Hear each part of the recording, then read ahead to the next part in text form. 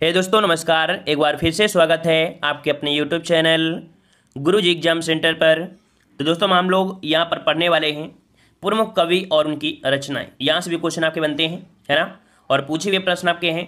तो चलिए यहाँ पर पढ़ लेते हैं। चलिए स्टार्ट करें। चलिए गुड मॉर्निंग भाई, गुड मॉर्निंग सभी को, गुड मॉर्निंग। चलो स्टार्ट करें। पहला प्रश्न आपके सामने दिया गया है, क्या आपसे यहाँ पर भारत भारती की रचना किसने की? बताइए, भारत भारती की जो रचना किया है वो किसने किया है? चलिए, रामधारी सिंह दिनकर, श्याम नारायण पांडे, मैथिली शरण गुप्त या जयशंकर प्रसाद। जवाब क्या हो जाएगा? चलिए यहाँ पर जवाब आ रहे हैं, कह रहे इसका राइट आंसर आपका बनेगा सी नंबर। बिल्कुल सही जवाब है, मैथिली शरण गुप्त आपका जवाब बिल्कुल सही हो जाएगा। ठीक है ना। और यहाँ पर आपसे अगला पूछा गया है, कह रहा आपसे मेरी तिब्बत यात्रा के रचनाकार कौन है? मेरी तिब्बत यात्रा की रचनाकार है आपके कौन से हैं? श्री राम शर्मा है, बनारसी दास चतुर्वेदी, महादेव वर्मा या राहुल सक्सेना। इसका राइट आंसर कौन सा हो जाएगा? चलिए, तो राइट आंसर आपका यहाँ पर आ रहा है, कह रहे इसका ऑप्शन आपका डी होगा।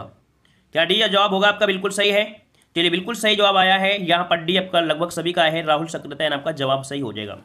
अगला आपसे पूछा गया है, प्रेम सागर किसकी रचना है?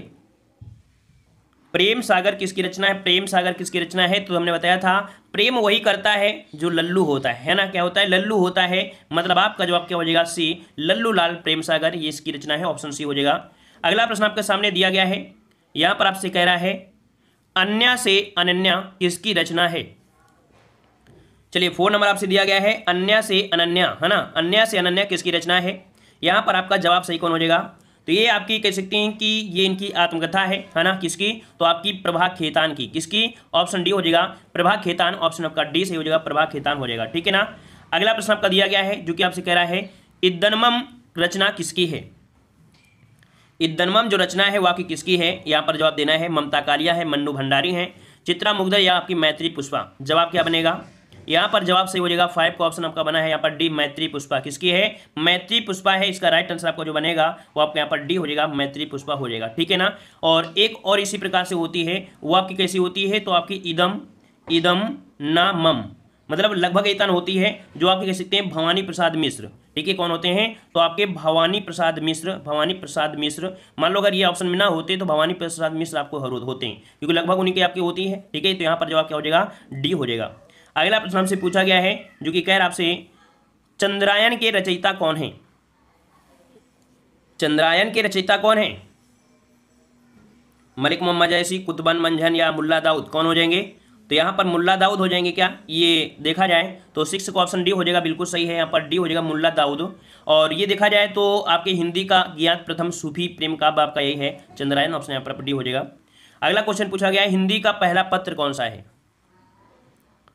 सोच समझ के दीजिए सभी लोग। ठीक है, सोच समझ के दीजिए, गलती मत करिएगा। और यहाँ पर देखो बिल्कुल सही जवाब आ चुका है, ए नंबर आपका है उदंत मार्तंड, है ना, उदंत मार्तंड है, ये है आपका हिंदी का पहला समाचार पत्र। ठीक है ना। चलिए आगे बढ़ते हैं। प्रश्न आपसे अगला पूछा गया है, यहाँ पर आपसे कह रहा है कौन सा उपन्यास बालकृष्ण भट्ट का है? चलिए 8 नंबर जवाब दीजिए। 8 का जवाब कौन सा बनेगा? तो यहाँ पर आपने पढ़ा भी होगा, कौन सा? तो आपकी 100 अजान और 1 सुजान। ठीक है, ये राइट आंसर आपका बनेगा, ए नंबर हो जाएगा, ए नंबर। ठीक है, अगले प्रश्न आते हैं। प्रश्न आपसे अगला पूछा गया है, गोदान उपन्यास की कथावस्तु की कसावट में कमी आई। गोदान जो आपका है मुंशी प्रेमचंद का है, और पूछा है उपन्यास की कथावस्तु की कसौटी में जो कमी आई हो, कह सकते हैं किसके कारण आई है। चलिए 9 नंबर में आप पढ़िए, तो आप पहला पॉइंट है बहुत कम चरित्रों को शामिल करने से। फिर कह रहे हैं शहरी और ग्रामीण पृष्ठभूमि की 2 विस्तृत और लगभग विरोधी वातावरणों को समेट लेने से। इसका जवाब जो हो जाएगा वो आपका बी हो जाएगा। इसका जवाब आपका बी सही होगा। ठीक है, अगला प्रश्न आपसे दिया गया है, बीजक किसकी रचना है? बीजक किसकी रचना है यहाँ पर देना है, और जवाब आ रहे हैं, कह रहे हैं कबीर दास की है। बिल्कुल सही जवाब है, यहाँ पर कबीर दास आपका जवाब बनेगा, कबीर दास। और इसी बीजक में ही आपको पता है साखी शबद रमैनी, है ना, तो आपका सी हो जाएगा। अगला प्रश्न आपका दिया गया है, त्यागपत्र उपन्यास के रचनाकार कौन है? चलिए त्यागपत्र आपको बताना है, त्यागपत्र उपन्यास के रचनाकार कौन है? यहाँ पर 11 का ऑप्शन देना है, और आपका जवाब आ रहा है बी, तो बिल्कुल सही जवाब है, यहाँ पर बी हो जाएगा, जयनेन्द्र कुमार है। कौन है भाई? जयनेन्द्र कुमार, आपका जवाब सही हो जाएगा। अगला आपसे यहाँ पर दिया गया है, कह रहे मैथिली शरण गुप्त ने नहीं लिखा है। मैथिली शरण गुप्त ने नहीं लिखा है, यहाँ पर आपको बताइए। देखो मैथिली शरण ने साकेत लिखा है, जयद्रथ वध लिखा है, यशोधरा लिखा है, लेकिन कामायनी नहीं लिखा है ना। कामायनी है किसकी? तो कामायनी किसकी? आपकी जयशंकर प्रसाद की। ऑप्शन आपका बी हो जाएगा। अगला आपसे पूछा गया है, निम्न से किस पत्रिका का संबंध इलाहाबाद से है? यहाँ पर बताया गया है कि कौन सी पत्रिका है जो इलाहाबाद से है। ये प्रश्न आपने कई बार पढ़ा भी है, जो आपको पता है हिंदी प्रदीप।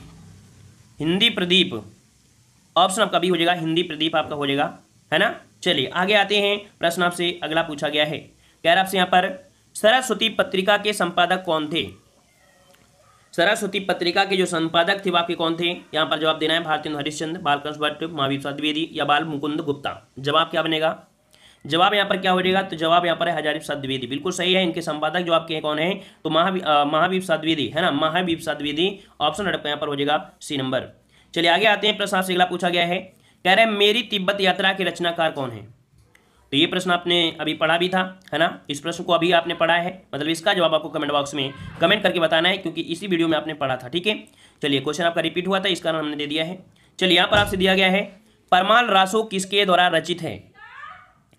परमाल रासो किसके द्वारा है, तो आपको ये पता होना चाहिए परमाल रासो की आपकी कब का है, तो ये आदिकालीन हिंदी साहित्य का प्रसिद्ध आपका रसो काव्य है ना। और वर्तमान समय में देखा जाए केवल आपका आला खंड ही आपका उपलब्ध है, तो आपको बेकार हो गए हैं सभी, मतलब आला खंड जो आपको वर्तमान में देखो चलता है ना, और तो नहीं है। तो यहाँ पर याद रखिए इसके जो आपके कौन है, तो परमाल रासो ऑप्शन आपका बनेगा यहाँ पर डी, जगनिक है, क्या है, जगनिक है, ऑप्शन आपका डी हो जाएगा। अगला दिया गया है, हिंदी प्रदीप पत्रिका का संपादन किया है, हिंदी प्रदीप पत्रिका का संपादन किया है। चलिए भाई किसने किया है, किसने किया है, तो याद रखिए इसका पहला जो आपका अंक आया था वो आपके 1870 में आया था, ठीक है ना। और इसका विमोचन भारतेंदु हरिश्चंद्र ने किया था। किसने किया था, इसका जो विमोचन किया था वो भारतेंदु हरिश्चंद्र ने किया था, लेकिन ये जो आपकी है वो आपके बालकृष्ण भट्ट, किसके संपादन किया, हिंदी प्रदीप का संपादन, मतलब संपादन समझ रहे हो, जैसे कोई छापता है कोई चीज़, है ना, लेकिन विमोचन जैसे हम आपसे बोलें कि जैसे आपसे बोलें कि मोदी जी ने एक पुस्तक लिखी, वो संपादन हो गया, लेकिन उस पुस्तक का विमोचन कराया गया किसके, आडवाणी के द्वारा। तो आपके यहाँ पर जो विमोचन हुआ भारतेंदु हरिश्चंद्र के माध्यम से, लेकिन ये इसके संपादक है आपके यहाँ पर बालकृष्ण भट्ट है। उम्मीद है समझ गए होंगे। चलिए अगला प्रश्न आपका दिया गया है, निम्नलिखित में से कौन सा निबंध हजारी प्रसाद द्विवेदी का नहीं है। हजारी प्रसाद द्विवेदी का नहीं है, यहाँ पर आपको जवाब देना है, कौन सा जवाब यहाँ पर सही हो जाएगा। चलिए देखो, अशोक के फूल भी हैं, कुटज भी है, विचार प्रवाह है, लेकिन वृत्त और विकास ये रचना हजारी प्रसाद द्विवेदी की नहीं है, ये रचना हजारी प्रसाद द्विवेदी की नहीं है, याद रखिएगा, ठीक है। चलिए तो आगे बढ़ते हैं, प्रश्न आपसे अगला है, आनंद कादंबरी के संपादक कौन थे। आनंद कादंबरी के संपादक कौन थे। चलिए 19 नंबर आपको जवाब देना है, 19 का ऑप्शन कौन सा सही जवाब हो जाएगा। चलिए 19 नंबर कह रहे हैं बद्री नारायण चौधरी प्रेमघन, बिल्कुल सही जवाब है, यहाँ पर सी हो जाएगा, बद्री नारायण चौधरी प्रेमघन आपका जवाब सही हो जाएगा, सी नंबर, ठीक है ना। अगला प्रश्न आपका दिया है, मृगावती किसकी रचना है। मृगावती किसकी रचना है। चलिए 20 नंबर आपको देना है, और 20 नंबर का जवाब क्या हो जाएगा, कह रहे हैं इसका राइट आंसर आपका हो जाएगा कुतुबन, बिल्कुल सही है। याद रखिए कुतुबन एक मुसलमान कवि है ना, यहाँ पर आपका जवाब जो हो जाएगा सी हो जाएगा, कुतुबन का आपकी है, ठीक है, क्लियर है। चलिए आगे आते हैं, प्रश्न आपसे अगला पूछा गया है, आचरण की सभ्यता किसका निबंध है। जब आप लोग हाई स्कूल में थे तो हाई स्कूल में पहला चैप्टर भी था आचरण की सभ्यता, निबंध के बारे में आपको जीवन परिचय लिखना, मतलब उनके बारे में लिखना है ना। तो यहाँ पर आप जवाब कौन सा बन जाएगा, जवाब यहाँ पर आ रहा है बी नंबर। चलिए बी नंबर आ रहा है, किसी का जवाब यहाँ पर सी आ रहा है। चलिए देखिए इसका जवाब जो बनेगा वो आपका बी होगा, सरदार पूर्ण सिंह। याद रखिए सरदार पूर्ण सिंह ने आचरण की सभ्यता निबंध में विद्या, कला, कविता, है ना, धन आदि सभी के बारे में सुंदर आचरण को महत्व दिया है। अगला आपसे पूछा गया है, कवितावली के रचनाकार हैं। कवितावली के जो रचनाकार हैं वो आपके कौन है। 22 नंबर आपको देना है। तो यहाँ पर कवितावली आपने लिखा है तुलसीदास, किसने लिखा है, तुलसीदास ने लिया है। तो वहीं पर आप देखते हैं विनय पत्रिका, एक क्वेश्चन पूछा जाता है, तुलसीदास की एक होती है विनय पत्रिका, है ना, विनय पत्रिका। तो जो विनय पत्रिका है इसकी भाषा क्या है, और आपकी रामचरितमानस की भाषा क्या है, क्योंकि हमेशा क्वेश्चन आपसे पूछा जाता है रामचरितमानस, है ना। तो यहाँ पर याद रखिए विनय पत्रिका जो आपकी वो ब्रज भाषा में है, और जो आपकी रामचरितमानस वो आपकी अवधी भाषा में। ये पॉइंट को फोकस करिएगा, ठीक है। चलिए भाई वीडियो को भी लाइक कर दीजिए, इतने लोग जुड़े हैं, एक बार वीडियो को भी लाइक करिए, सब लोग लाइक कर दीजिएगा। चलिए सब लोग लाइक करिए, और जो लोग ऑफलाइन भी देखते हैं वो भी लोग यहाँ पर, उनके पास तो टाइम ही नहीं मिलता, बेचारे इतने बिजी रहते हैं, है ना, और टाइम नहीं मिलता है, लेकिन फिर भी बहुत सपोर्ट करते हैं ऐसे लोग। चलिए तो अंधेर नगरी के लेखक कौन है, आपको बताना है, अंधेर नगरी के लेखक कौन है। चलिए यहाँ पर जवाब है, कह रहे हैं भारतेंदु हरिश्चंद्र, बिल्कुल सही है, ऑप्शन आपका सी हो जाएगा, भारतेंदु हरिश्चंद्र हो जाएगा, सी नंबर। अगला प्रश्न आपसे दिया है, अंधा कुआं नाटक के लेखक कौन है। अंधा कुआं नाटक के जो लेखक हैं वो आपके कौन से हैं। यहाँ पर दिया मोहन राकेश, विष्णु प्रभाकर, जगदीश चंद्र माथुर, लक्ष्मी नारायण लाल। सही जवाब क्या बनेगा, तो यहाँ पर आपका राइट आंसर आपका बनेगा डी। यहाँ पर आपका राइट आंसर आपका हो जाएगा कौन सा, डी, आपकी लक्ष्मी नारायण लाल हो जाएगा, ठीक है, लक्ष्मी नारायण लाल हो जाएगा। अगर वहीं पर अगर अंधा युग होता तो हम क्या जवाब दे देते, यहाँ पर जवाब देते क्या, तो यहाँ पर जवाब देते आपकी कह सकते हैं अंधा कुआं धर्मवीर अंधा जो अंधा युग होता है ना, अंधा युग वो आपका धर्मवीर भारती है, लेकिन अंधा कुआं जो आपका है वो आपके लक्ष्मी नारायण लाल का है। ठीक है, याद रहेगा। चलिए अगला प्रश्न आपका दिया है, नई कविता पत्रिका का प्रकाशन कहाँ से हुआ? नई कविता पत्रिका का प्रकाशन कहाँ से हुआ? चलिए 25 नंबर। चलिए भाई, नई कविता पत्रिका का प्रकाशन कहाँ से आरंभ हुआ था? चलिए तो जवाब आ रहे हैं इलाहाबाद से आ रहे हैं, इलाहाबाद से, तो बिल्कुल सही जवाब है आपके इलाहाबाद से, है ना। या आपकी नई कविता जो कि चर्चा और परिचर्चा का एक काव्य आंदोलन के रूप में आपका हुआ था, है ना। और ये जो आपके कह सकते हैं ऑप्शन आपका यही हो जाएगा, इलाहाबाद से हो जाएगा। ठीक है, जो आपके थे कौन, डॉक्टर रामस्वरूप चतुर्वेदी के शब्दों से आपका हुआ है। ठीक है, अगला प्रश्न आपसे दिया गया है, आधे अधूरे नाटक के रचनाकार हैं। आधे अधूरे नाटक के रचनाकार कौन सा बनेगा 26 नंबर में? मोहन राकेश, बिल्कुल सही जवाब आया, ऑप्शन सी हो जाएगा मोहन राकेश। अगला आपसे दिया गया है, जयचंद्र प्रकाश नामक महाकाव्य के लेखक कौन है? जयचंद्र प्रकाश नामक महाकाव्य के लेखक कौन है? चलिए इसका राइट आंसर आपका कौन सा जाएगा? जयचंद्र प्रकाश की जो रचना किया है, ये कह सकते हैं महाकाव्य की जो आपके हैं वो आपके किसने किया है? चलिए यहाँ पर बलदेव चंद दिया है, भवानी सिंह दिया है, चंद्रोपाध्याय ने, या भट्ट केदार। जवाब आपका बनेगा डी नंबर, भट्ट केदार। याद रखिए जयचंद्र प्रकाश नामक महाकाव्य के लेखक हैं भट्ट केदार, ऑप्शन आपका डी हो जाएगा। अगला दिया गया है, निम्नलिखित में से कौन सी रचना मैथिली शरणगुप्त के द्वारा कृत नहीं है? चलिए 28 का जवाब दीजिए, 28 का जवाब दीजिए, इसका सही जवाब क्या बन जाएगा? बिल्कुल सही जवाब आ रहे हैं, कह रहे हैं साकेत हो गया, जयद्रथ वध हो गया, यशोधरा भी हो गया, लेकिन नील देवी नहीं है ना। नील देवी किसका है? तो नील देवी है आपकी किसका है? भारतीय हरिश्चंद्र का। किसका है? भारतीय हरिश्चंद्र का, तो ऑप्शन आपका डी हो जाएगा। अगला प्रश्न आपसे पूछा गया है, पुस्तक हवा में हस्ताक्षर किस साहित्यकार की रचना है? चलिए 29 नंबर आपसे पूछा गया है, इसका जवाब क्या बनेगा? जवाब क्या बनेगा? तो ये है आपकी कैलाश वाजपेयी को है, इनके लिए इनको पुरस्कार भी मिला था, है ना। हवा में हस्ताक्षर के लिए इन्हें पुरस्कार भी मिला था, और ये क्वेश्चन आपका पूछा भी गया है, कई बार पूछा भी गया है ना। तो आपको उसको साहित्य अकादमी के शक्ति इसको दिया गया था, है ना, साहित्य अकादमी भी दिया गया था आपके हवा में हस्ताक्षर के लिए, ऑप्शन यहाँ पर बी हो जाएगा। अगला प्रश्न आपका दिया, कामायनी महाकाव्य के रचयिता कौन है? कामायनी महाकाव्य के रचयिता बताइए भाई, कामायनी महाकाव्य के रचयिता कौन है? चलिए यहाँ पर जवाब आ रहा है जयशंकर प्रसाद। चलिए बिल्कुल सही है, यहाँ पर आपका जवाब जो हो जाएगा वो आपका सही हो जाएगा, ऑप्शन राइट आपका सी, यहाँ पर जयशंकर प्रसाद की। ठीक है, जयशंकर प्रसाद की आपकी है, और प्रसाद जी की देखा जाए तो आपकी अंतिम काव्य रचना मानी जाती है। ठीक है, प्रसाद जी की ये अंतिम काव्य रचना मानी जाती है, जो कि आपकी 1936, ठीक है, 1936 में आपकी। ठीक है, चलिए आगे आते हैं प्रसाद शिला पूछा गया है, आनंद कादम्बिनी पत्रिका का प्रकाशन कहाँ से होता है? चलिए 31 नंबर जवाब दीजिए, आनंद कादम्बिनी पत्रिका का जो होता है कहाँ से होता है? तो ये आपका होता है, ऑप्शन राइट आपका जवाब 31 का आ रहा है, कह रहे इसका ऑप्शन लॉक करिए आपका मिर्जापुर से। मिर्जापुर से बिल्कुल सही जवाब आया है, मिर्जापुर भी आपका जवाब बिल्कुल है मिर्जापुर, है ना। और इसके जो संपादक थे, प्रकाशन का सिक्त हुआ था वो आपके 1881 में आपके बद्री नारायण चौधरी प्रेमघन द्वारा। ठीक है, बद्री नारायण चौधरी प्रेमघन के द्वारा हुआ था। आगे बढ़ते हैं, प्रश्न आपसे पूछा गया है, कह रहा आपसे यहाँ पर रामचंद्र शुक्ल का निबंध संग्रह कौन सा है? चलिए 32 नंबर आपका यहाँ पर 32 नंबर, और 32 की अगर बात करते हैं तो ऑप्शन हो जाएगा बी, यहाँ पर चिंतामणि, है ना, चिंतामणि, ऑप्शन आपका बी हो जाएगा। अगला दिया गया है, कह रहा आपसे यहाँ पर हिंदी भाषा और साहित्य नामक ग्रंथ के लेखक कौन हैं? हिंदी भाषा और साहित्य के जो आपके लेखक हैं वो आपके कौन से हैं? यहाँ पर जवाब सही हो जाएगा 33 नंबर में, तो 33 का ऑप्शन हो जाएगा डॉक्टर श्याम सुंदर दास। कौन है? हिंदी भाषा और साहित्य नामक ग्रंथ के आपके कौन है? तो आपके डॉक्टर श्याम सुंदर दास आपका हो जाएगा। ठीक है, चलिए आगे आते हैं, प्रश्न आपसे अगला पूछा गया है, आचरण की सभ्यता के जो निबंधकार हैं वो आपके कौन है? चलिए 34 नंबर आपको दिया है, और इस प्रश्न को भी आप कमेंट बॉक्स में कमेंट करना है, क्योंकि इसको अभी हमने आपको बताया था, इसी वीडियो में हमने बताया है ना, ये रिपीट क्वेश्चन हुआ है। अगला है, तद्भव पत्रिका कहाँ से प्रकाशित होती है? चलिए तद्भव पत्रिका है, तद्भव पत्रिका है, और इसका प्रकाशन जो आपका होता है कहाँ से होता है? तो 35 का ऑप्शन राइट आपका बन जाएगा सी, आपके लखनऊ से। कहाँ से होती है भाई? लखनऊ से होती है। कहा जाता है कि लखनऊ से कहानीकार अखिलेश ने शुरू किया था। ठीक है, और यहाँ पर ऑप्शन आपके यहाँ पर सी हो जाएगा। अगले आते हैं, प्रश्न आपसे अगला पूछा गया है, कह आपसे ठेठ हिंदी का ठाठ किसकी रचना है? ठेठ हिंदी की ठाठ किसकी रचना है? तो यहाँ पर अयोध्या से उपाध्याय आपका हरियाव जवाब आ रहा है, बिल्कुल सही, ऑप्शन आपका बी सही हो जाएगा। अगला क्वेश्चन आपका दिया है, द्विवेदी युगीन रचना जय भारत के रचनाकार कौन है? देखो द्विवेदी युग की आपकी रचना थी जय भारत, और जय भारत के जो आपके हैं रचनाकार वो आपके कौन से हैं? तो यहाँ पर जवाब हो जाएगा मैथिली शरणगुप्त। ठीक है, मैथिली शरणगुप्त हो जाएगा।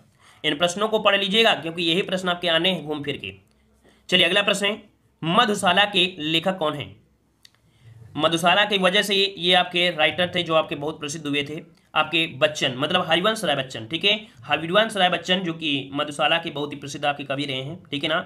और इनमें से 135 रुबाइयाँ, मतलब 4 पंक्तियों वाली कविताएं आपकी इसमें देखने को मिलती हैं, ठीक है। चलिए, और सूफीवाद का दर्शन इसको पढ़ने से आपको हो जाता है। अगला दिया तद्भव पत्रिका के संपादक का नाम पूछा है। तद्भव पत्रिका के संपादक का नाम क्या है? तो अभी हमने बताया था लखनऊ से होता था, बताया था ना, लखनऊ से होता था, और अभी बताया भी है किसके द्वारा, है ना, बताया था। चलिए, बताया है तो इसका जवाब भी आप लोग दे दीजिएगा, ठीक है, इसका भी जवाब दीजिएगा। अभी हमने बताया इसके पहले वाला जो क्वेश्चन आपका था, 2 क्वेश्चन। चलिए, अगला है हिंदी का पहला पत्र कौन है? हिंदी का पहला पत्र कौन सा है? तो ये प्रश्न हमने बताया था, देखो उदंत मार्तंड होता है ये नंबर। अगला दिया गया है गुड़िया भीतर गुड़िया के रचनाकार कौन है?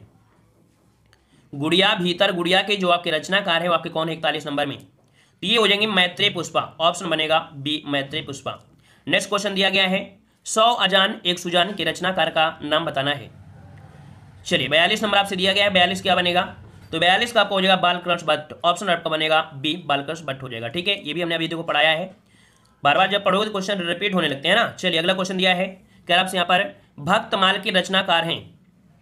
भक्तमाल के रचनाकार आपके कौन हो जाएंगे? भक्तमाल के रचनाकार हैं, तो यहाँ पर आपका जवाब से हो जाएगा 43 का ऑप्शन बनेगा ए नंबर नाभादास है, ठीक है। कौन आपके हैं? तो आपके नाभादास हैं, नाभादास हो जाएंगे, ठीक है ना। और कहा जाता है कि वैष्णव दास ने भी नारायण दास को भक्तमाल का रचयिता कहा है, मतलब यहाँ पर कह सकते हैं कि नारायण दास इनको भी यहाँ पर कह सकते हैं कि इनका रचना कहा है, जो कि आपके पितृदास की पौत्र थे वैष्णव दास ने, ठीक है। अगला क्वेश्चन आपसे पूछा गया है उर्वशी के रचनाकार कौन है? उर्वशी के रचनाकार कौन है? यहाँ पर जवाब क्या बनेगा? चलिए, 44 नंबर देना है, और 44 का रामधारी सिंह दिनकर है ना, ऑप्शन सी हो जाएगा रामधारी सिंह दिनकर। नेक्स्ट प्रश्न में आते हैं। प्रश्न आपसे अगला पूछा गया है, जो कि अध्याय मतलब कह सकते हैं कि एक अभ्यास के तरीके हम लोग यहाँ पर पढ़ रहे हैं, है ना। पहला हमने पढ़ लिया था, ये दूसरा आपका है। कह रहा है पद्मावत के रचनाकार बताइए। पद्मावत, और पद्मावत के आप लोग जानते हैं कौन है? कौन है? मलिक मोहम्मद जैसी, बिल्कुल सही जवाब है, ऑप्शन डी हो जाएगा मलिक मोहम्मद जैसी, ठीक है। नेक्स्ट क्वेश्चन दिया गया है मृगनयनी। मृगनयनी क्या है? एक उपन्यास है, और इसके जो आपके रचनाकार है वो आपके कौन से हैं? चलिए, इसका जवाब देना है, 2 का जवाब दीजिएगा, तो 2 का ऑप्शन राइट, बी नंबर। याद रखिए, मृगनयनी किसका है? तो ये है आपकी वृंदावन लाल वर्मा का है, ऑप्शन बी हो जाएगा वृंदावन लाल वर्मा, ठीक है। आगे बढ़ते हैं। तितली किसकी? आपका वही देखिएगा, आपने तितली पढ़ा होगा, है ना। किसकी आपके तितली किसकी रचना है? ये कह सकते कहानी है ना। ये आपके जवाब आ रहे हैं जयशंकर प्रसाद, बिल्कुल सही जवाब है, याद रखिए ये आपके जयशंकर प्रसाद का है, ऑप्शन आपका यहाँ पर ए हो जाएगा। आगे बढ़ते हैं। राग दरबारी। राग दरबारी जो आपका है ये किसका है? चलिए, 4 नंबर, राग दरबारी किसका है? 4 नंबर का जवाब देना है श्रीलाल शुक्ल, राही मसूम राजा, हरिशंकर परसाई, शरद जोशी। इसका राइट आंसर आपका हो जाएगा ए नंबर, श्रीलाल शुक्ल हो जाएगा ए नंबर। आगे बढ़ते हैं। अतीत के चलचित्र किसकी रचना है? 5 नंबर, अतीत के चलचित्र सुमित्रानंद पंत, महादेवी वर्मा, सूर्यकांत त्रिपाठी निराला या जयशंकर प्रसाद? कौन सा हो जाएगा? ऑप्शन बनेगा बी महादेवी वर्मा। किसका है भाई? महादेवी वर्मा का है, ऑप्शन बी हो जाएगा। आगे बढ़ते हैं। पूस की रात कहानी के जो आपके लेखक हैं वो आपके कौन है? चलिए, पूस की रात एक कहानी है ना, और यहाँ पर जो आपका जवाब हो जाएगा 6 का ऑप्शन आपका ए बन जाएगा। ये प्रेमचंद की कहानी है, ठीक है। किसकी है? प्रेमचंद की कहानी है, ऑप्शन यहाँ पर ए हो जाएगा। आगे बढ़ते हैं। आत्मजयी। आत्मजयी के जो आपके लेखक हैं वो आपके कौन हैं? चलिए, 7 नंबर जवाब दीजिए, कुंवर नारायण, मुक्तिबोध, श्रीकांत या नरेश मेहता? राइट आंसर आपका हो जाएगा 7 का ए नंबर, कुंवर नारायण है, ठीक है, कुंवर नारायण, ऑप्शन यहाँ पर आपका ए हो जाएगा। आगे बढ़ते हैं। प्रश्न आपसे अगला पूछा है पृथ्वीराज रासो। पृथ्वीराज रासो ये किसका यहाँ पर कह सकते हैं कि किसकी एक महाकाव्य है ना, पृथ्वीराज रासो, ये किसका भाई? पृथ्वीराज रासो। यहाँ पर जवाब आ रहे हैं डी नंबर। चलिए, बिल्कुल सही है, ये आपकी चंद बरदाई का है, ठीक है, चंद बरदाई, ऑप्शन यहाँ पर आपका डी हो जाएगा। आगे बढ़ते हैं। बैताल पचीसी। बैताल पचीसी के यहाँ पर बताना है कौन है? सूरत मिश्र हैं, सदल मिश्र हैं, लल्लू लाल हैं, या ना आपके नाभादास हैं? वैसे आपने पढ़ा होगा बैताल पचीसी में बेताल भट्ट, है ना, क्या पढ़ा होगा कि ये बेताल भट्ट की एक कहानी है, बेताल भट्ट की है ना, ऑप्शन में नहीं है। तो आपके यहाँ पर जो ये सहयोगी थे आपकी सूरत मिश्र, ठीक है, इसका राइट आंसर आपको बन जाएगा ए नंबर, सूरत मिश्र हो जाएगा, ठीक है। वैसे डायरेक्ट अगर आपको कभी मिले बेताल भट्ट तो आप लगा दीजिएगा। अगला है सुहाग के नुपुर। सुहाग के नुपुर ये आपकी किसका है? सुहाग के नुपुर किसका है? तो याद रखिए ये है आपके प्रेमचंद, अमृतलाल नागर, निराला और राकेश। यहाँ पर जवाब जो बनेगा ऑप्शन बनेगा बी, या आपके अमृतलाल नागर की है, ठीक है, ऑप्शन बी हो जाएगा। अगला प्रश्न आपका दिया गया है संस्कृत के 4 अध्याय। संस्कृत के 4 अध्याय किसकी रचना है? यहाँ पर 11 का ऑप्शन बनेगा, ऑप्शन डी रामधारी सिंह दिनकर। किसके है? रामधारी सिंह दिनकर की है, ऑप्शन राइट आपका बनेगा यहाँ पर आपका डी नंबर, ठीक है। और आगे बढ़ते हैं। प्रश्न आपसे अगला है अष्टाध्यायी। अष्टाध्यायी की जो आपके हैं वो आपके कौन है भाई? अष्टाध्यायी जो आपकी लिखा है किसने लिखा है? चलिए, चलिए जवाब आ रहे हैं बी नंबर। चलिए बिल्कुल सही जवाब है। अष्टाध्यायी के जो आपके कौन है, तो आपके पाणिनि हैं। ऑप्शन यहाँ पर आपका बी राइट हो जाएगा। अगले आते हैं मधुशाला। मधुशाला की जो आपके राइटर है वो आपके कौन है, मधुशाला किसकी रचना है। चलिए मधुशाला, और हमने बताया था कि मधुशाला की वजह से ही ये कहीं ना कहीं सक्सेस भी हुए थे ना। हरिवंश राय बच्चन, बिल्कुल सही है, ऑप्शन डी हो जाएगा। हरिवंश राय बच्चन की कृति है, ऑप्शन यहाँ पर आपका डी हो जाएगा। आगे बढ़ते हैं, गीत गोविंद किसकी रचना है। गीत गोविंद किसकी रचना है। चलिए गीत गाएंगे और जय जयकार करेंगे, मतलब आपका हो जाएगा जयदेव, ऑप्शन यहाँ पर ये राइट हो जाएगा। ठीक है, अगला है मेघदूत किसकी है। मेघदूत किसकी रचना है।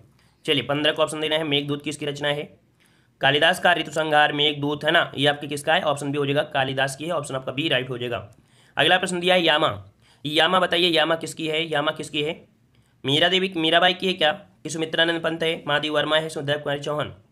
चलिए राइट आंसर आपका आ रहा है यामा। चलिए तुम ही लोग बताइएगा, तब तो भी आप लोग कमेंट करिएगा, ठीक है। माफ करिए। चलिए इसका आप लोग जवाब दे दीजिएगा सभी लोग, ठीक है। ये आप लोग जानते हैं, बिल्कुल बिल्कुल इजी हमने दिया है, ठीक है। चलिए अगला दिया गया है अंधा युग। अंधा युग किसका है, धर्मवीर भारती। अंधा युग धर्मवीर भारती आ गया जवाब काफ़ी लोगों का। तो यहाँ पर ऑप्शन राइट आपका बनेगा कौन सा, यहाँ पर बी हो जाएगा, धर्मवीर भारती। क्या बन जाएगा, धर्मवीर भारती हो जाएगा, धर्मवीर भारती हो जाएगा, ठीक है। आगे बढ़ते हैं, प्रश्न आपसे अगला है, कह रहे तमस किसका, बताइए। तमस एक उपन्यास है और यह है किसका उपन्यास है। चलिए तमस आपका जो है किसका है, रागी राघव का है, अजय प्रसाद द्विवेदी का है, अर्जुन या भीष्म साहनी। इसका राइट आंसर आपका बनेगा डी नंबर, भीष्म साहनी, ठीक है। डी नंबर भीष्म साहनी हो जाएगा। अगला दिया है आंसू, जो कि एक काव्य संग्रह है ना, काव्य ग्रंथ है। और आंसू है किसका, आंसू किसका है, सुमित्रानंद पंत का है, सूर्यकांत त्रिपाठी ने डाला, मैथिली शरण या जयशंकर प्रसाद। चलिए जवाब क्या बन जाएगा, ऑप्शन डी। याद रखिए इसका ऑप्शन राइट आपका डी हो जाएगा, जयशंकर प्रसाद हो जाएगा, डी नंबर, ठीक है। अगले प्रश्न आते हैं, झरना काव्य संग्रह। झरना काव्य संग्रह है, ये किसका है। झरना ये भी काव्य संग्रह किसका है, तो आंसू, और ये जो आपके हैं किसके हैं, जयशंकर प्रसाद के हैं। ऑप्शन राइट आपका हो जाएगा कौन सा, यहाँ पर सी आपका जवाब बिल्कुल हो जाएगा राइट। आगे बढ़ते हैं, पंच परमेश्वर। पंच परमेश्वर किसका है, पंच परमेश्वर किसका है भाई। चलिए जवाब आ रहे हैं ए नंबर, तो बिल्कुल जवाब सही है आपका, ये प्रेमचंद का है। किसका है, प्रेमचंद, ऑप्शन राइट यहाँ पर ए हो जाएगा। आगे बढ़ते हैं, यशोधरा काव्य जो है ये किसका है। यशोधरा काव्य संग्रह जो है किसका है। चलिए 22 number, Bhushan Ghananand JC Maithili Sharangupta. Right answer, right answer आपका बनेगा यहाँ पर आपका डी नंबर। याद रखिए यशोधरा काव्य संग्रह है मैथिली शरणगुप्त का, ऑप्शन यहाँ पर आपका डी हो जाएगा। अगला प्रश्न आपका दिया है, गुनाहों का देवता किसकी आपकी रचना है। गुनाहों का देवता है ना, सूरज का सातवां घोड़ा, ये सभी हैं किसके, किसका है भाई। चलिए जवाब आ गया है सी नंबर, कह रहे हैं सभी का जवाब सी आ रहा है, धर्मवीर भारती, ऑप्शन राइट आपका बिल्कुल सही है, सी नंबर। अगला दिया रानी केतकी की कहानी। रानी केतकी की कहानी, ये जो आपके रचनाकार है वो आपके कौन है। चलिए 24 नंबर, जवाब यहाँ पर आया है डी, तो बिल्कुल जवाब डी सही है यहाँ पर। याद रखिए रानी केतकी कहानी ईसा अल्लाह क्या, ऑप्शन आपका डी हो जाएगा। अगला दिया है पंचवटी। पंचवटी बताइए किसका है, पंचवटी किसका हो जाएगा। चलिए पंचवटी किसका हो जाएगा, मैथिली शरणगुप्त, ऑप्शन आपका आ रहा है बी नंबर, बिल्कुल सही जवाब है। पंचवटी किसका है, मैथिली शरणगुप्त का है, ऑप्शन आपका बी हो जाएगा राइट। अगला दिया है प्रेम सागर। प्रेम सागर क्या हो जाएगा, प्रेम सागर लल्लू लाल है ना, प्रेम सागर लल्लू लाल, ऑप्शन राइट आपका बनेगा ए नंबर, बिल्कुल सही हो जाएगा, ए नंबर है ना, प्रेम लल्लू है ना। अगला प्रश्न दिया है, त्यागपत्र उपन्यास किसने लिखा है। त्यागपत्र उपन्यास किसने लिखा है, रेणु, प्रेमचंद, आगे या जयनेन्द्र कुमार। चलिए राइट आंसर लॉक करिए भाई, राइट आंसर आ रहे हैं डी नंबर, बिल्कुल सही जवाब है, डी नंबर आपका बिल्कुल सही है, जयनेन्द्र कुमार आपका सही हो जाएगा, डी नंबर। अगला प्रश्न आपका दिया है विनय पत्रिका। विनय पत्रिका ये किसकी है, विनय पत्रिका किसका है। चलिए विनय पत्रिका जो आपकी किस भाषा में है, अवधी भाषा में है, और ये जो आपका है आपके सॉरी ये ब्रज भाषा में है ना। विनय पत्रिका आपकी ब्रज भाषा में है, लेकिन जो आपकी रामचरितमानस है वो आपकी अवधी भाषा में है ना। यहाँ पर पूछा विनय पत्रिका है किसकी, तो आपकी तुलसीदास की है, ऑप्शन 28 का ऑप्शन आपका बन जाएगा बी नंबर, ठीक है। अगला प्रश्न दिया है, गोदान किसकी रचना है। गोदान है ना, गोदान, गबन, सेवा सदन, निर्मला, ये सब किसकी हैं। यहाँ पर 29 का ऑप्शन आपका आ रहा है ए नंबर, बिल्कुल सही है, ऑप्शन आपका हो जाएगा प्रेमचंद हो जाएगा, ठीक है। अगला दिया ध्रुव स्वामिनी। बताइए ध्रुव स्वामिनी जो है वो किसकी है। चलिए ध्रुव स्वामिनी किसकी है, तो जवाब यहाँ पर आ रहा है बी नंबर। चलिए जवाब भी आ रहा है, तो बिल्कुल सही जवाब है आपका, जवाब बिल्कुल सही है। यहाँ पर आपका जयशंकर प्रसाद बिल्कुल सही हो जाएगा, बी नंबर, ठीक है। चलिए आगे बढ़ते हैं, प्रश्न आपसे अगला दिया गया है, अशोक का फूल, ये एक निबंध संग्रह है, और अशोक के फूल जो आपके किसके निबंध संग्रह है, हजाब द्विवेदी, गुलाब राय, कुबेर नाथ या रामचंद्र शुक्ल।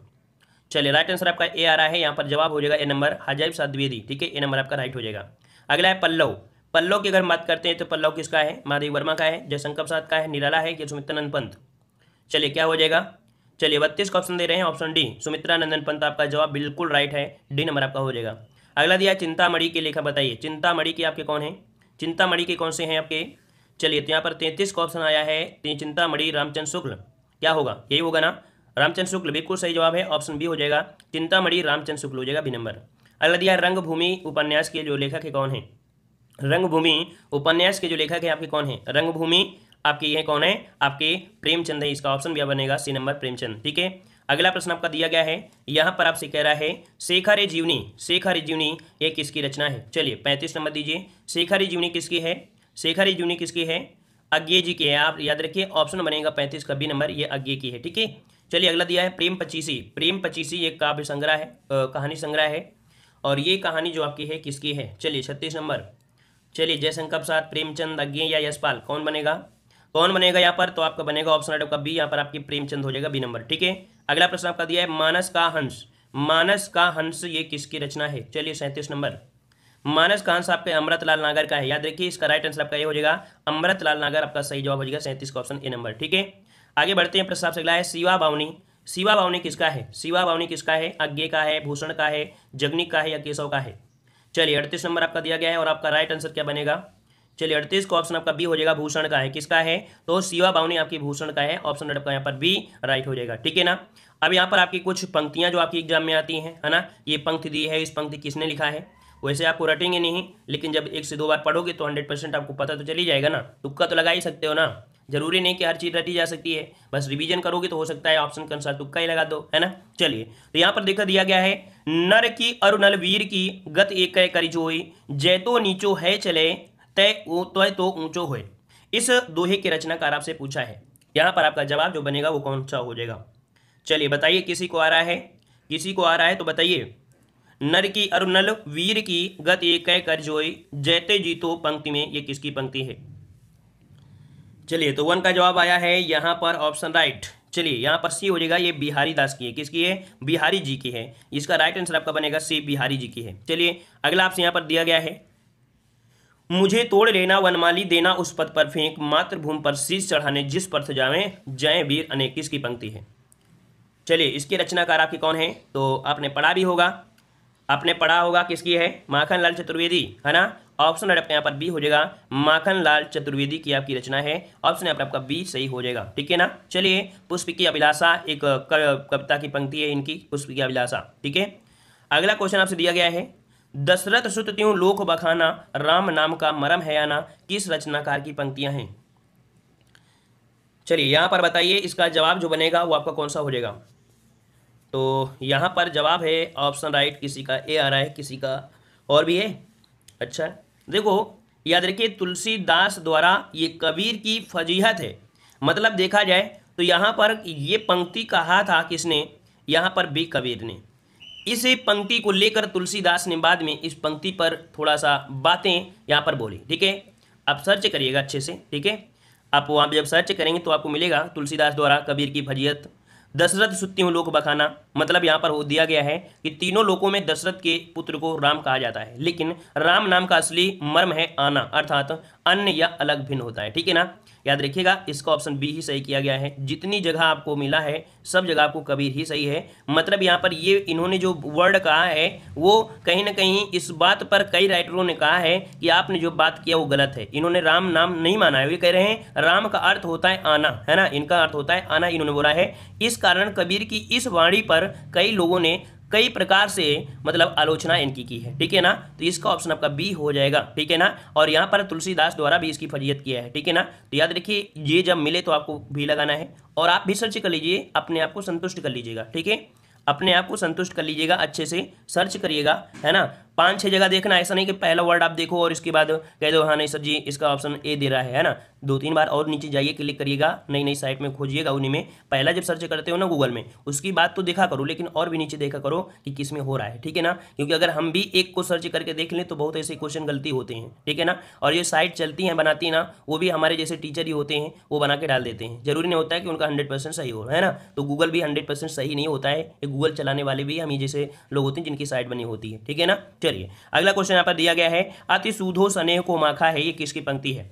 चलिए 4 नंबर, अति सूधो स्नेह को माखा है, ये जो पंक्ति है याद रखिए ये घनानंद की है, किसकी है, घनानंद की है, ऑप्शन यहाँ पर हो जाएगा डी नंबर।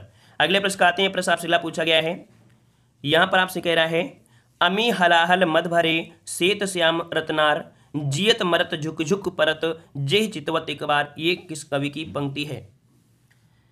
चलिए 5 नंबर आपसे पूछा गया है। यहाँ पर 5 का जो जवाब हो जाएगा ऑप्शन राइट आपका बनेगा सी, ये रसलीन की है। किसकी है? तो आपकी रसलीन की है, इसका ऑप्शन आपका पर सी हो जाएगा, रसलीन की हो जाएगा। ठीक है ना। चलिए आगे आते हैं, प्रश्न आपसे अगला पूछा गया है, कह रहा आपसे हम दीवानों की क्या हस्ती है आज यहाँ कल वहाँ चले, ये किसकी पंक्ति है? चलिए 6 नंबर दीजिए। 6 नंबर तो आप देख ही लेंगे, भगवती चरण वर्मा की है। याद रखिए ये जो आपकी पंक्ति है किसकी है? तो आपकी भगवती चरण वर्मा की पंक्ति है। ऑप्शन यहाँ पर बनेगा कौन सा? यहाँ पर डी आपका राइट हो जाएगा। ठीक है ना। ठीक है, चलिए आगे बढ़ते हैं। प्रश्न आपसे अगला दिया है, यार आपसे यहाँ पर भेजे मन भावन के उद्धव के आवन की सुधि ब्रज गावनी मैं पावन जबे लगी, इस पंक्ति के रचनाकार। चलिए 7 नंबर आपका जो है याद रखिए ये किसका है? ये है आपके किसका? तो यहाँ पर जगन्नाथ दास रत्नाकर। ठीक है, ऑप्शन बनेगा कौन सा? यहाँ पर डी हो जाएगा, जगन्नाथ दास रत्नाकर है। भेजे गए मन भावन के, ये उद्धव के आवन की बात कर रहा है। आगे आते हैं, प्रश्न आपसे अगला पूछा गया है, यार आपसे बुंदेले हर बोलों के मुख हमने सुनी कहानी थी खूब लड़ी मर्दानी वह तो झांसी वाली रानी थी। ये पंक्ति तो आप लोग जानते होंगे सभी लोग, है ना। सुभद्रा कुमारी चौहान वीर रस उद्धृत, ऑप्शन बी आपका राइट हो जाएगा। आगे बढ़ते हैं, प्रश्न आपसे अगला पूछा गया है, कह रहा आपसे पराधीन सपन्यों सुख नाही किस रचनाकार की पंक्ति है? चलिए 9 को ऑप्शन देना है और 9 को ऑप्शन बनेगा यहाँ पर आपका डी, तुलसीदास की है। किसकी है? तुलसीदास, ऑप्शन आपका यहाँ पर डी हो जाएगा, तुलसीदास की है। ठीक है, नेक्स्ट क्वेश्चन आपका दिया गया है, कह रहे दुल्हनी गाँव मंगल चार हम घर आए राजा राम भरतार, ये पंक्ति किसकी है? चलिए इसको बताइए, दुल्हनी गाँव मंगल चार हम घर आए राजा राम भरतार किसकी पंक्ति है? चलिए यहाँ पर आपको जवाब देना है, इसका जो जवाब बनेगा वो क्या बन जाएगा? तुलसीदास, कबीरदास, सूरदास या रैदास। तो यहाँ पर भी गलती आप करोगे, हमें पता है, क्योंकि सब लोग यहाँ पर जवाब देंगे किसे? तुलसीदास को। लेकिन याद रखिए ये भी पंक्ति किसकी है? आपकी कबीरदास की है। याद रखिए 10 का ऑप्शन बनेगा बी, आपकी कबीरदास की है। ठीक है, और ये दोनों प्रश्नों को आप लोग अच्छे से सर्च करिएगा तभी आपको मिलेगा, क्योंकि आप लोगों के बोल देने से आप लोगों को क्या होता है, कमेंट कर दिया, लेकिन हमें क्या होता है, हमें तो पूरा तरीके से सर्च करना पड़ता है ना। पूरा सर्च करते हैं तभी आपको बताते हैं, सर्च करने के बाद ही आपको बताएंगे। ठीक है, लेकिन आप लोगों के लिए बात होती है छोटी, क्योंकि आप लोगों को कमेंट कर देना क्या मतलब है कि नहीं। लेकिन यही अगर आपसे बोले कि आपको अगर पढ़ाना पड़े और आपसे अगर पढ़ाना पड़े तो आप क्या करोगे? तो क्या ऐसी किताब उठा के ऐसे पढ़ा दोगे?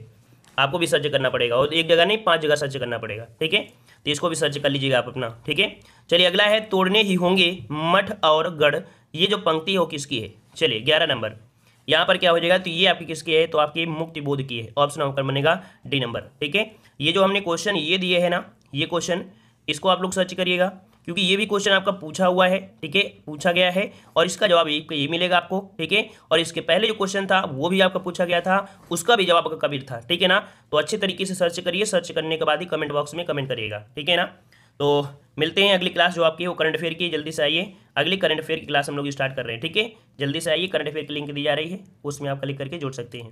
धन्यवाद सभी को, जय हिंद, वंदे मातरम। तो देखो आपका पहला प्रश्न दिया है कि हिंदी किस लिपि में लिखी जाती है? हिंदी किस लिपि में लिखी जाती है? तो आपका जवाब क्या हो जाएगा? बी नंबर, बिल्कुल सही है, आपकी देवनागरी। ठीक है, अगला प्रश्न आपका दिया है हिंदी की मूल उत्पत्ति किससे हुई है? हिंदी की मूल उत्पत्ति किससे हुई है? यहाँ पर देना है सही जवाब क्या हो जाएगा? तो यहाँ पर आपका जवाब क्या हो जाएगा? इसका जवाब हो जाएगा ऑप्शन आपका डी, शौर्य से नियमन से। किससे हुई है? शौर्य से नियमन से, ऑप्शन डी हो जाएगा। अगला दिया है हिंदी दिवस मनाया जाता है, और हिंदी दिवस आप सभी लोग जानते हैं, हिंदी दिवस मनाते हैं कब? तो आपकी 14 सितंबर को। ठीक है, ऑप्शन यहाँ पर आपका ए हो जाएगा। अगला प्रश्न आपसे दिया गया है कि बच्चों में भाषा प्रयोग की दक्षता विकसित करने के लिए आवश्यक है, मतलब बच्चों को भाषा के बारे में अच्छी तरीके से दक्ष किया जाए, है ना, उनके विकसित करने के लिए क्या आवश्यक है, क्या क्या करना चाहिए? तो उन्हें सुनने और बोलने की पूरी आज़ादी हो, उन्हें कविताएं याद हों, उन्हें मुहावरे याद हों, वे किसी वक्ता के साथ रहते हों, क्या करेंगे? तो यहाँ पर याद रखिए बच्चों में भाषा प्रयोग की जो दक्षता विकसित करने के लिए सबसे पहला पॉइंट होता है क्या? उन्हें सुनने और बोलने की पूरी आज़ादी हो, तभी वो कह सकते हैं कोई भी भाषा आसानी से वो यहाँ पर पढ़ सकते हैं। इसका ऑप्शन आपका ए हो जाएगा। ठीक है, अब मान लीजिए वो अंगा है, उसे कुछ आता नहीं है, अगर उसे वक्ता के पास रख दोगे तो क्या जरूरी वो बन जाएगा? ऐसा तो नहीं होता है कि इंटेलिजेंट बॉय के पास अगर कोई रख दो तुरंत हो जाएगा, हाँ थोड़ा परिवर्तन जरूर आएगा, है ना। चलिए आगे बढ़ते हैं। प्रश्न आपसे अगला है कि हिंदी भाषा किस लिपि में लिखी जाती है? हिंदी भाषा किस लिपि में लिखते हैं? तो अभी आपने देखा कि हिंदी भाषा आपकी देवनागरी लिपि में होती है, ऑप्शन आपका सी हो जाएगा। अगला दिया हिंदी दिवस किस तिथि को मनाते हैं? इस प्रश्न का जवाब आपको कमेंट बॉक्स में देना है, अभी हमने बताया भी था। अगला दिया भाषा के शुद्ध रूप का ज्ञान किससे होता है? भाषा के शुद्ध रूप का ज्ञान कैसा होता है? तो आपके व्याकरण से होता है। याद रखिए इसका राइट आंसर हो जाएगा कौन सा? भी, व्याकरण से होता है। अगला है हिंदी के अतिरिक्त कौन सी भाषा देवनागरी लिपि में लिखी जाती है? चलिए बताइए, 8 नंबर बताइए कि हिंदी के अतिरिक्त कौन सी भाषा देवनागरी लिपि में लिखी जाती है? तो क्या बन जाएगा, तो यहाँ पर आपका जवाब बने कौन सा, ए नंबर आपकी नेपाली, कौन सी होती है, नेपाली, ऑप्शन आपका पर ए हो जाएगा। अगला आपसे क्वेश्चन पूछा है बहराइच, सुल्तानपुर, रायबरेली किस बोली के क्षेत्र में आते हैं। देखो सुल्तानपुर, बहराइच और रायबरेली, और रायबरेली से याद रखने का ये आपका कहाँ पर है, तो यहाँ पर आपका हो जाएगा अवधी बोली, कौन होती है, अवधी बोली होती है, ठीक है, डी नंबर। अगला प्रश्न आपका दिया गया है, निम्नलिखित में से कौन सी बोली पश्चिमी हिंदी के वर्ग में नहीं आती है। तो पश्चिमी हिंदी की आपकी जो आपकी कितनी बोलियां हैं, आपकी 5 बोलियां हैं, याद रखिएगा। और इनमें से आपके देखा जाए तो आपका जवाब कौन सा बनेगा, यहाँ पर देखो आपकी ब्रज भाषा भी आती है, कन्नौजी आती है, बुंदेली आती है, लेकिन आपकी अवधी भाषा नहीं आती है। अवधी जो आपकी आती है किस में आती है, तो अवधी, बघेली और छत्तीसगढ़ी आपकी आती है पूर्वी हिंदी में, है ना। पूर्वी हिंदी की आपकी जो होती है वो आपकी 3 होती है, हमने बताया था ABC, अवधी, बघेली और आपकी छत्तीसगढ़ी, ठीक है। आगे बढ़ते हैं, निम्न से कौन सी बोली पूर्वी हिंदी के अंतर्गत नहीं आती है। अब देखो आपको पूर्वी हिंदी के अंतर्गत नहीं आती तो आपको साफ साफ दे दिया गया है ना, कौन, अवधी आती है, बघेली आती है, छत्तीसगढ़ी आती है, लेकिन आपकी मगही नहीं आती है, बिहार से संबंधित है, ठीक है। अगला हड़ौती बोली है, हड़ौती बोली है आपकी कहाँ की बोली है, हड़ौती बोली, तो ये कहाँ की हो जाएगी भाई, तो आपका जवाब क्या बनेगा, हड़ौती। ये आपकी पड़ती है राजस्थान की, वो भी कहाँ की, तो आपकी पूर्वी राजस्थान की आपकी हड़ौती, जिसे हम लोग ढूंढाई बोलते हैं और इसे जयपुरी के नाम से भी जानते हैं, ठीक है ना, तो ऑप्शन बी हो जाएगा। अगला दिया है छत्तीसगढ़ी किस भाषा की बोली है, छत्तीसगढ़ी किस भाषा की बोली है, छत्तीसगढ़ी, तो याद रखिए हमने बताया ABC अर्थात अवधी, बघेली, छत्तीसगढ़ी, जो कि आपकी पूर्वी हिंदी के अंतर्गत आती हैं, या आपके अर्धमगधी होती हैं, अभ्रंश से आई हैं, ठीक है, अर्धमगधी अभ्रंश से, ऑप्शन आपको हो जाएगा बी नंबर। अगला क्वेश्चन दिया गया है, हिंदी की आदिजन्य क्या है, हिंदी की जो आपकी आदिजन्य है उसे क्या कहते हैं। देखो आदिजन्य दे दिया है ना, आदिजन्य, तो आदिजन्य अगर आपको देता है तो आपका जवाब क्या बन जाएगा, तो आपकी संस्कृत होती है, क्योंकि सबसे पहले क्या आई थी, तो आपकी संस्कृत आई थी, फिर पाली आई, फिर प्राकृत आई, फिर अभ्रंश, फिर अवाट, फिर आपके यहाँ पर हिंदी। अगर मान लो आपका आदि नहीं देता है तब क्या दोगे, तो हिंदी का जन्य जो अगर बोले हिंदी की जन्य किसे कहते हैं, तब आपको अभ्रंश देना है, ठीक है। हिंदी की जन्य बोलता है तो आपको अभ्रंश है, लेकिन हिंदी की आदि जन्य तो आपको यहाँ पर संस्कृत देना है, पॉइंट आपको याद रखना है। आगे बढ़ते हैं, भारतीय संविधान में किस भाषा को राजभाषा के रूप में स्वीकार किया गया है, भारतीय संविधान में किस भाषा को राजभाषा के रूप में स्वीकार किया गया है, तो यहाँ पर जवाब क्या हो जाएगा, तो आपको पता है कि आपकी हिंदी है ना, किस भाषा राजभाषा के रूप में, तो आपकी हिंदी, ठीक है, हिंदी को किया गया राजभाषा के रूप में। और अभी आपको वीडियो में कुछ पॉइंट और भी देखने को मिलेंगे। अगला है, कन्नड़ का संबंध किस परिवार से है, कन्नड़ का संबंध किस परिवार से है, तो कन्नड़ का संबंध आपके द्राविड़ परिवार से है ना, कहाँ से, द्राविड़ परिवार से, ऑप्शन आपका बी हो जाएगा। अगला है, हिंदी खड़ी बोली किस अपभ्रंश से विकसित हुई है, हिंदी खड़ी बोली किस अपभ्रंश से हुई है, यह अपभ्रंश आपकी कौन सी है, तो आपकी सौरसेनी हो जाएगी, ऑप्शन बी हो जाएगा आपकी सौरसेनी अपभ्रंश, ठीक है। आगे बढ़ते हैं, प्रश्न आपसे अगला है, हिंदी भाषा की कितनी विख्यात बोलियां हैं, हिंदी भाषा की कितनी विख्यात बोलियां हैं, तो विख्यात बोलियों की अगर बात करें कितने हो जाएंगे, 8, 5, 4 या 10, इनमें से जवाब क्या बनेगा, याद रखिए इनमें से आपकी विख्यात बोलियां अगर पूछता है तो आपको जवाब कितना है, देना है 8 बोलियां, ठीक है। अगला प्रश्न आपका दिया गया है, भारतीय संविधान में हिंदी भाषा को मान्यता कब प्रदान की गई, तो भारतीय संविधान में हिंदी भाषा को मान्यता कब मिली, बताइए भाई, जल्दी से जवाब दीजिए, है ना, ये रिवीजन क्लास होती है, फटाफट वाली क्लास होती है, ठीक है, टाइम बिल्कुल से नहीं लेना है। चलिए नंबर आ रहा है 14 सितंबर 1949, तो आपका जवाब बिल्कुल सही है। भारतीय संविधान में हिंदी भाषा को जो मान्यता दी गई थी वो आपकी 14 सितंबर 1949 को दी गई थी, ठीक है। आगे बढ़ते हैं, प्रस्ताव से अगला पूछा गया है, कह रहे 14 सितंबर 1949 को भारतीय संविधान सभा ने हिंदी को भारत संघ की कौन सी भाषा दे दिया, तो भाई कौन सी भाषा होगी, तो आपकी राजभाषा होगी, है ना, राजभाषा, राष्ट्रभाषा में लगाइएगा, इसका ऑप्शन ए हो जाएगा। अगला दिया हिंदी भाषा में कितनी बोलियां हैं, अब ये पूछे कि हिंदी भाषा में कितनी बोलियां हैं, तो आप क्या बताओगे, तो बोलियां कितनी है, बोलियां कितनी है, देखो भाषा आपके यहाँ भाग जो आपके ये 22 नहीं देना है, यहाँ पर जो दिया सी नंबर आपकी 18, कितनी बोलियां हैं, तो आपकी 18 बोलियां हैं, ठीक है, 18 बोलियां।